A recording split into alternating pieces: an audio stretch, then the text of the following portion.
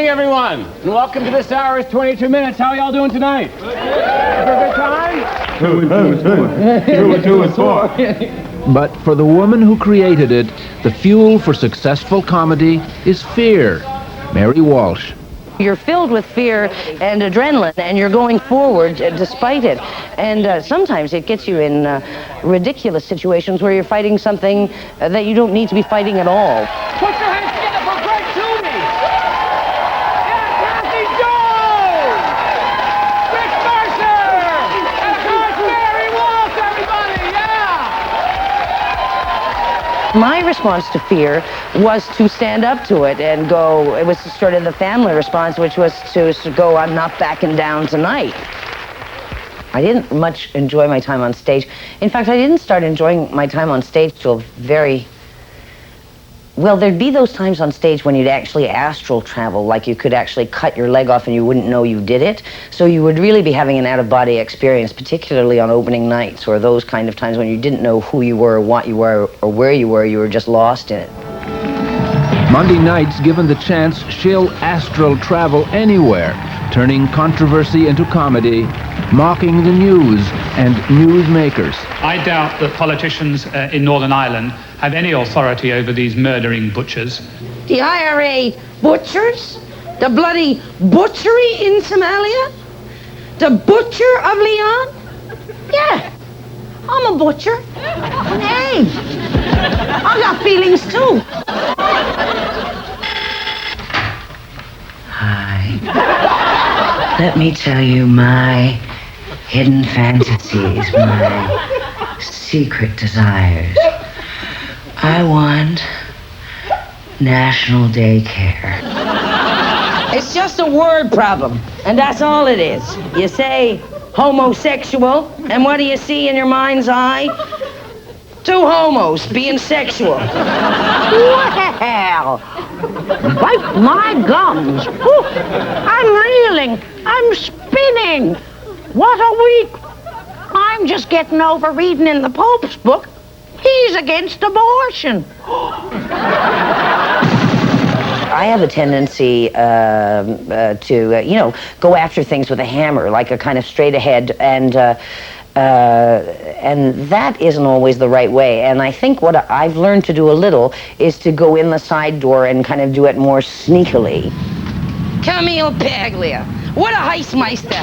Don't talk to me about that lipstick Lizzie. She talks the talk, but she don't walk the walk. Her whole shtick, she lifted it from me. And suddenly now, in the sleaziest lesbo-exploitation move ever, she's an open lesbian. Oh, please. Listen, Camille, I am a second-generation lesbian. I am the product of a diesel dyke and a turkey baster. And Paglia is nothing but the darling daughter of a pair of hetero-bucolic breeders. Oh, you're so butch, Camille, with your I've kicked and hit more men than any other leading feminist in the world. Oh, take a number, darling, and stand way behind me, because you're looking at the original macho slut. Can you find any particular aspect of the way you grew up that launched all this? There is a great emphasis in Newfoundland on humor, long before anybody did any TV shows out of here, or there were humorous comedy troupes or anything like that. I mean, you could make a go of it if you had a sense of humor. I mean, in your family. I mean, it was very highly prized in some families. Certainly in mine, it was. And you could basically get away with stuff. In fact, it seemed to me that the funniest people in my family got away with everything just because they could make Mom laugh, How funny were you in that family context?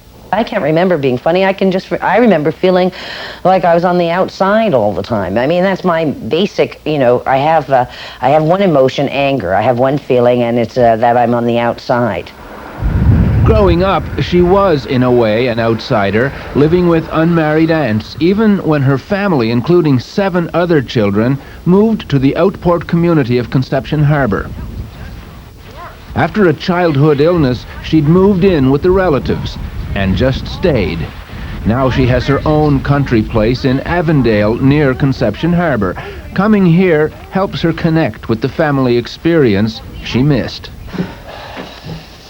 Duck. What does this bring back to you?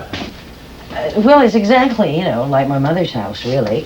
Four up and four down, the basic Newfoundland Outport Catholic house, And then we didn't really do anything to it. We just come up every now and again in the summer and hang out. Yeah. And is it like you thought it was going to be, hanging out and... Well, it's, it's a lot... it's sort of like not being in the country at all. It's a little bit too close to home for me. So usually... day and a half, 2 days in, I'm usually, kind of screaming, going, trees! There are trees everywhere! Ah! Take me back to town! Let's go over to the Irving station for coffee. Town, St. John's, a city where privilege and hardship cling in close proximity to the naked hillsides, where Mary Walsh grew up in a good house in a poor neighborhood, Carter's Hill, pretending she lived somewhere else. When I got old enough, at school, I used to wait for the bus. Because I lived downtown, right?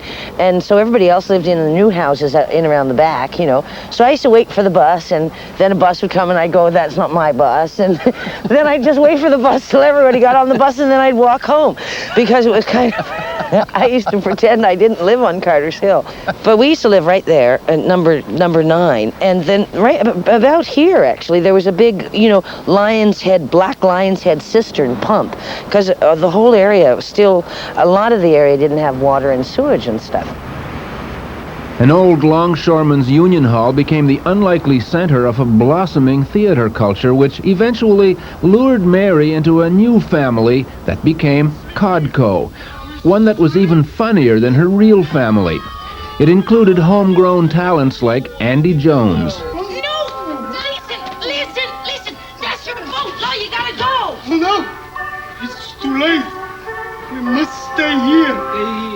In theater and on television, she found a gift for inventing characters in skits like this one with Andy Jones and his sister Kathy. Call the Mounties! What's their number, Rita? 911! There's no 11 on the phone! She really does know how to translate ideas and humor into a recognizable thing. And she has very strong opinions about things, and many times I felt in Codco she was the conscience of the group. Believe it or not, even we had lots and lots of times where we had ethical questions about what we should be doing or shouldn't be doing, and so Mary was definitely a leader in that field. How do these things sort of come together to create whatever it is that makes Mary like Mary is? She also has a totally independent talent, which has been visited upon her by nature. I remember Kathy and Mary, both of them, putting on the coats, the coats with the little fur collars and the hats for the old women, and being just like those St. John's women that you see going to Mass at the Basilica, and they just had that ability. When I just look at them, you just die because they're just exactly spot on. And the place was crawling with Yanks. Oh, the big strapping Yanks and the teeth on them, oh my, and the chocolates. Yes, and the whiskey for Dad. Oh, and the nylon stockings, Yes, oh my, and the dance. Dancing. 5 years of non-stop dancing. I had my feet wore down to my ankle bone. Yes. You had one? Yes, I had a couple. Oh, yes, we all did. Oh, boy. St. Patrick's Mercy Home. This is where you'll find the spirit of Carter's Hill today. Mary Walsh comes here a lot to visit the woman who had the often challenging job of raising her. And this is Miss Waddleton, Aunt May. Nice to meet you. Pleased to meet you also. She's been telling me what a scallywag she was. Is that the truth? She had her moments. Aunt May used to send me off to school in the morning, and she always made me fresh orange juice in the morning. She'd send me off, and then she'd go to work, and I'd just go up around the corner, and then I'd come back in after Aunt May went to work, and then I'd have people in the afternoon. So anyway, I had a whole bunch of people in this day, and I remember somebody said, can I drink that orange juice? And I said, oh yeah, the old doll made that for me, this morning, but I didn't drink it. And then I remember telling everybody to go, and then I went out, and then I came back, And May was standing in the door, and she said, "The old doll is not quite as stupid as you think." And she'd been there the whole time, and she hadn't even come out of her room. Oh, it was so... I mean, there was an... Aunt May raised Mary from the age of 9 months. Who do you think the real Marg Delahunty is? She was my girlfriend. And was she like Mary's character? Well, she wasn't very bright.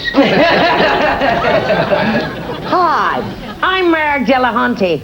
Up to my wazoo and way further in stinky old seaweed. Ooh, the pond coming off that. Marg just talks too much. You know, I mean, that's the problem with Marg. You can't just... If I kept writing as Marg, I could go on forever, and it's only 90 seconds, so I'm always like, and I'm never getting to the point. And what I have to do is I have to honestly know what I feel really about it, and then I can take it, you know. So I'll have a whole Marg, and it'll be, you know, there'll be some clever lines and stuff like that, and then I'll think, I'm gonna have to say what I feel, I suppose.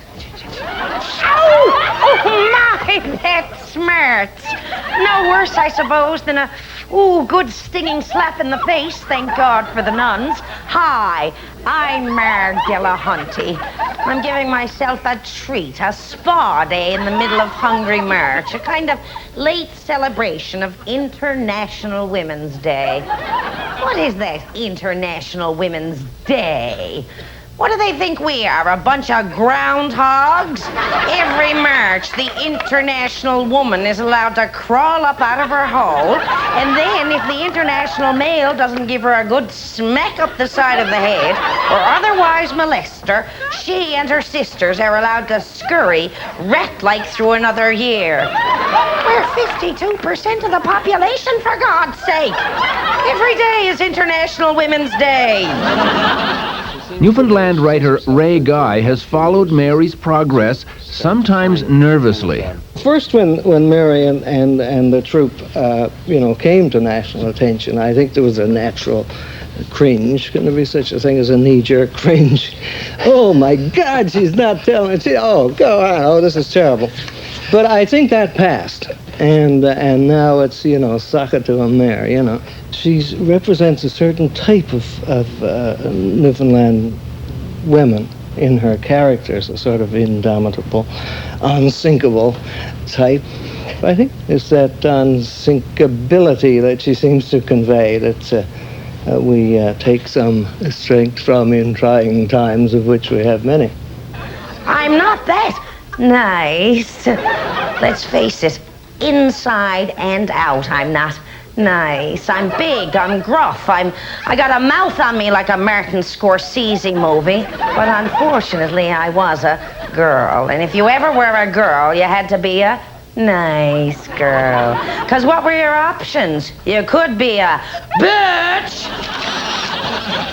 Often dubious about her own funniness, she has invented personalities to carry on the family tradition, being funny. Characters like Marg Delahunty and Dacey Dunn. Mary Walsh isn't sure where these characters come from, just that they have a job to do. I always find it's easier for girls to say outrageous things as guys than it is for guys to say outrageous things as guys. So that it's sort of easier to be a guy. It falls to people like the lugubrious Dacey Dunn to fulfill a complex need, to be funny and to be taken seriously. I absolutely love doing this. It's just so, foreign for, a woman to have chest hair, generally. Yeah. And I'm done. I know what they're up to. It's like when the wife left. She had no reason to go, but she wanted out, so she announced she was leaving. But she stuck around for a while after the announcement. She was trying to drive me, see? Trying to get me to do something to give her the excuse to go.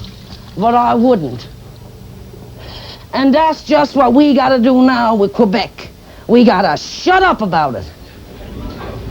We can't go saying, oh yeah, you're leaving? Well, you're leaving with nothing but the clothes on your back. We can't go threatening to go in and tear down brick by brick every single building that got a cent of federal government money in it. We can't go saying we're going in with the jackhammer. It is ultimately what distinguishes the humor of the comic genius, that behind the laughter, there is painful truth. We can't go letting them know that they got to us. We can't go letting on that they're not wanting us has cut us to the quick. We can't go letting them know we cares. They wants to go. That's it. We gotta just sit here and take it like a man.